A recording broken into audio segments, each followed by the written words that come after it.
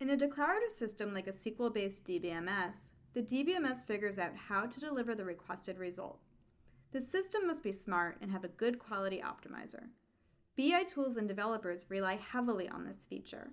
However, manual system-specific tweaking must also be applied to make up for deficiencies. Since tweaking is per system, it's not easy. 1010 data requires the user to specify how to compute the result and doesn't use the optimizer approach. Lazy evaluation is applied, but the user defines how to calculate the result. The user must write efficient queries, but they are empowered with easier and intuitive ways to do the optimization.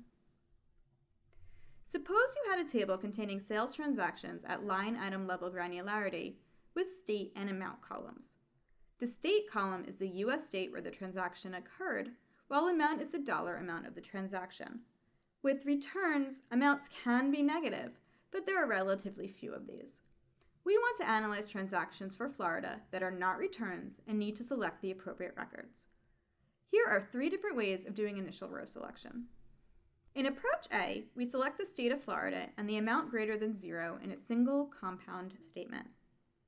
In approach B, we select the amount greater than 0 first, then the state of Florida. In C, we select the state of Florida first, and then records where the amount is greater than 0. These 3 approaches are logically equivalent, but not the same with respect to performance. Approach A is the most expensive.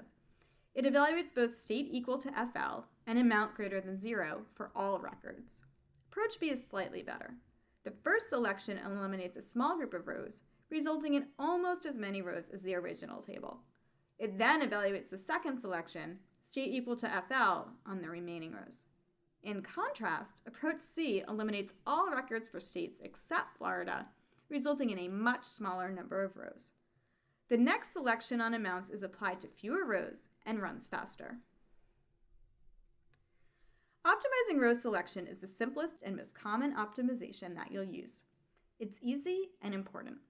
You want to reduce the initial dataset as much as possible. You might start with a 56 billion row table, but if your window of analytical interest is only the 100 million rows corresponding to a store region, make that selection as your first action. You will effectively subset the table, reducing the number of records that need to be processed in subsequent actions.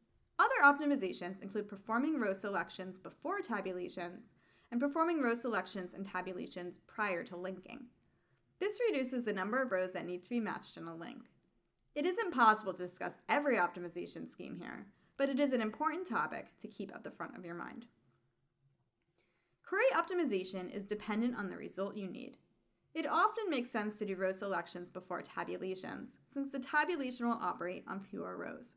However, looking back at the example in our advanced caching section, it was better to do tabulation first.